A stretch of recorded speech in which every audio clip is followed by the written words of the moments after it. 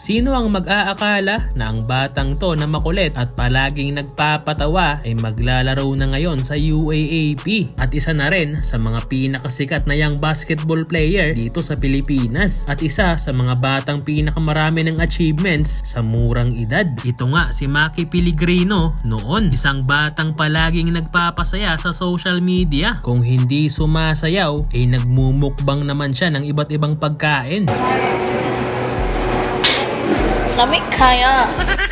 Sa mga time na yan mga boss ay wala pa talagang nag-aakala na magiging mahusay at magaling siyang basketball player. Pero meron din akong nakita na bata pa lang talaga siya ay mahilig na talaga siyang maglaro ng basketball. At fast forward tayo mga boss, si Maki Pellegrino ngayon ay isa ng palarong pambansa champion, ASEAN School Games champion at isa sa mga top high school basketball prospect sa Pilipinas na maglalaro pa para sa UAAP sa team ng De La Salle Zovel. Malayo pa pero malayo na kung ikukumpara sa batang Maki Pellegrino, di ba? At isa pa ay napakasikat na rin ang batang to ngayon sa buong Pilipinas. At ganun din itong si Raisus Bahenteng. Bata pa lang mga boss ay makikita na talaga ng skills sa basketball. Itong small but terrible point guard ng Davraa. Makikita nga sa video mga boss na kaya na niyang mag-dribble ng dalawang bola ng sabay na bihira lang gawin ng mga batang katulad niya. Kuha nga yan noong 2017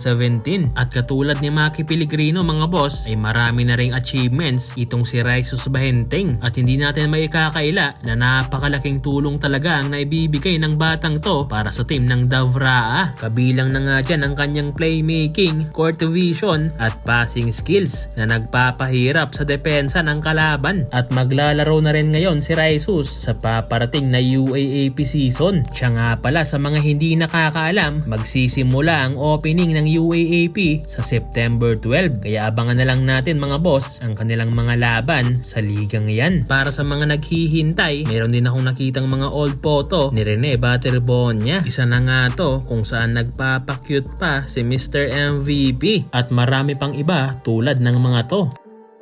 Nakakapanghinaya nga mga boss dahil maagang nawala si Rene Batterbonia. Sigurado akong malayo ang mararating ng batang to kung nagkataon. And I'm pretty sure na kaya niyang mag-MVP sa UAAP kung buhay lang siya. Parang kailan lang mga boss, simula nang nawala si Mr. MVP. Ngayon ay magko 40 days na rin siya. Ngunit hindi pa rin natutupad ang matagal nang hinihiling ng nanay ni Rene Batterbonia na hustisya. Ngayon nga mga boss ay patuloy pa rin iniimbestigahan ng mga otoridad ang mga nangyari sa Dipakulaw, Aurora.